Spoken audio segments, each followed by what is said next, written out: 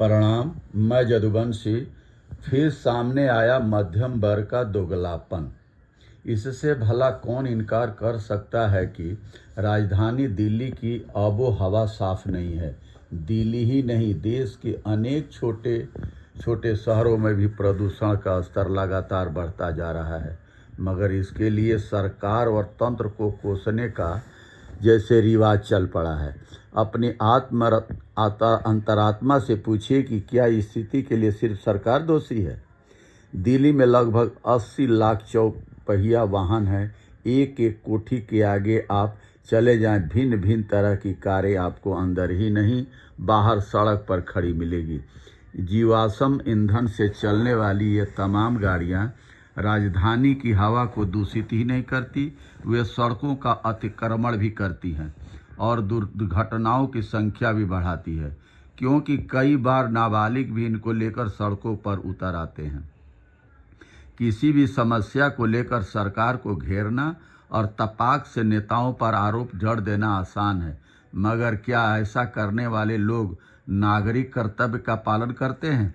सरकार तो काफ़ी समय से मना कर रही है कि इन दिनों में खास तौर पर सूखे पत्ते न जलाएं, प्लास्टिक थैलियों का इस्तेमाल न करें और किसान खेतों में पराली न जलाएं, मगर क्या हम सरकार का कहना मान रहे? अदालत ने राष्ट्रीय राजधानी क्षेत्र में पटाखे छोड़ने पर प्रतिबंध लगा दिया था।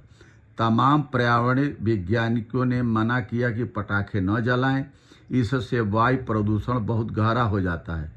फिर किसी ने जीत ठानी कि नहीं, हमें हरित पटाखे जलाने की छूट दी जाए।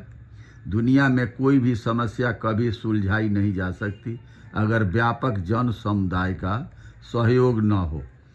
हमारे पुरखों ने कार सेवा के जरिए ताल तलैया बनाए, बाग बगीचे लगाए और समाज को जिम्मेदारी सौंपी कि वह इनकी साफ सफाई और हरियाली का ख्याल करे। हमने क्या किया? तालाबों को पाट दिया या उसे कचरे का कूड़ा घर बना दिया, बाग उजाड़ दिए गए या फिर समेट दिए गए। आर्थिक संपन्नता आने के बाद सबसे पहला काम लोग क्या करते हैं? वे विवेक का त्याग करते हैं। आडंबर और दिखावे ने पूरे वातावरण को दूषित किया है। निस्संदेह सरकारों की भी गलती है, उन्होंने सख्ती नहीं बरती, मगर कभी वे सख्ती बरतती है तो उनका दमन चक्र करार दे दिया जाता है। राष्ट्रीय राजधानी क्षेत्र में ही ऐसे अनेक उदाहरण हैं जब सड़कों और सार्वजनिक स्थलों के अतिक्रमण को हटाने के लिए सुप्रीम कोर्ट को सख्त आदेश पारित करने पड़े।